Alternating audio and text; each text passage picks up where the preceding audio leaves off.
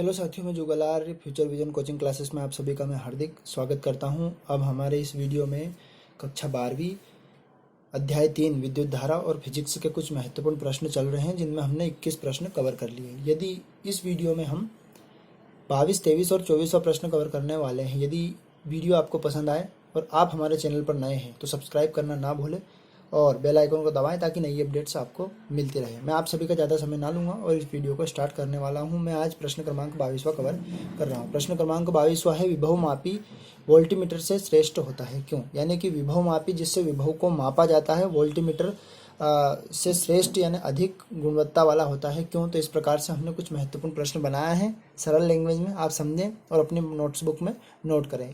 इस कड़ी को आगे बढ़ाते हैं। तो विभवमापी वोल्टीमीटर से श्रेष्ठ होता है क्योंकि, ये लाइन अपने को लिखनी है, क्योंकि विभवमापी अवक्षेप या शून्य विधि, दोनों में से एक लिख सकते हैं लेकिन दोनों ही लिख लो तो आपको फायदे में रहोगे, अवक्षेप या शून्य विधि पर आधारित है।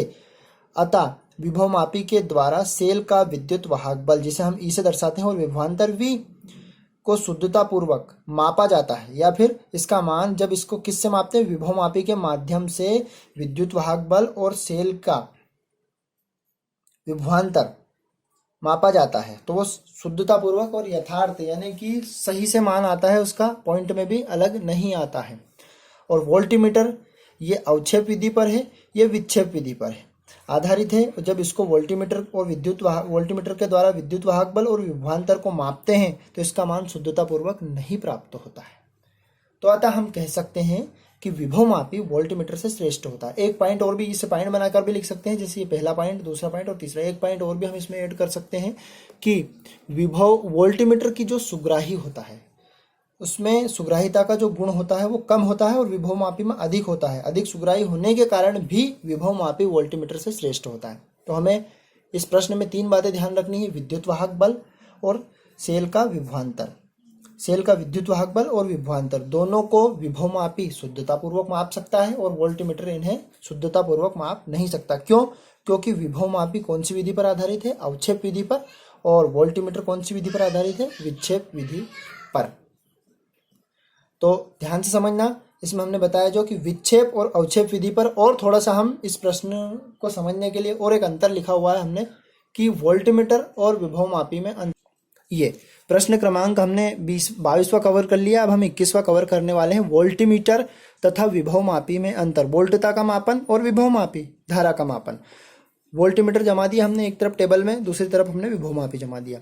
तो इसमें पहला पॉइंट है आपका, यहाँ विक्षेप विधि पर आधारित है, जो कि हमने अभी पढ़ा है। विक्षेप विधि पर आधारित है वोल्टीमीटर क्योंकि इसकी सुग्राहिता भी कम होती है। और यहाँ अवक्षेप विधि पर आधारित है या शून्य विधि पर आधारित है, दोनों में से एक भी हम लिख सकते हैं। किसकी सुग्राहिता कम होती है? वोल्टीमीटर की सुग्राहिता कम होती है और विभवमापी की सुग्राहिता अधिक होती है या ज़्यादा होती है।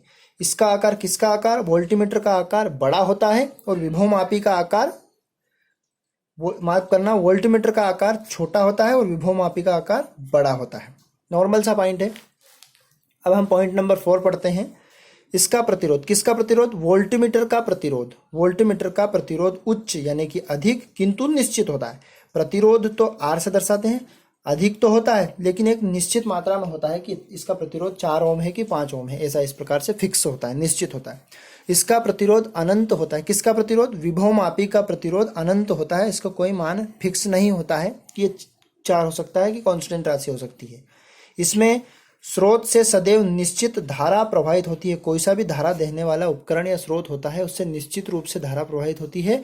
और इसमें अवक्षेप की स्थिति उत्पन्न होगी तब इसमें किसी भी प्रकार की धारा उत्पन्न नहीं होगी। किसी भी प्रकार, जब इसमें अवक्षेप विधि पर आधारित होगी तो किसी भी प्रकार की धारा उत्पन्न नहीं होगी। तो हमने प्रश्न क्रमांक 22वां कवर कर लिया, प्रश्न क्रमांक 23वां। अब हम प्रश्न क्रमांक 24वां कवर करने वाले हैं, जो इस चैप्टर का लास्ट प्रश्न है। प्रश्न क्रमांक 24वां है हमारा, विभवमापी की सुग्राहिता से आप क्या समझते हैं? इसकी सुग्राहिता किस प्रकार से बढ़ाई जा सकती है? तीनों प्रश्न इंपॉर्टेंट प्रश्न है जो हमने आज इस वीडियो में कवर किए हैं। 3-3 अंक में ये प्रश्न आ सकते हैं।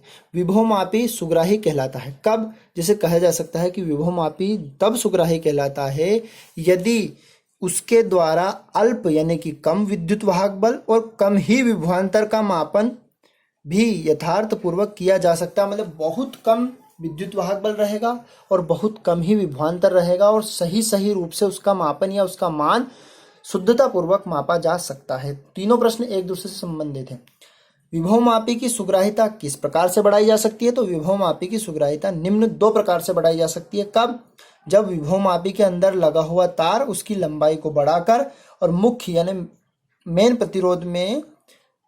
परिपथ में या मुख्य परिपथ में प्रतिरोध को जोड़कर यानी आर को रेजिस्टेंस को जोड़कर बढ़ाई जा सकती है। तो हमने इसमें 22वां प्रश्न कवर किया, विभवमापी वोल्टमीटर से श्रेष्ठता, विभवमापी वोल्टमीटर में अंतर और विभवमापी की सुग्राहिता से आप क्या समझते हैं। तो इनको बिंदुवत हमने प्रश्न को कवर किए हैं।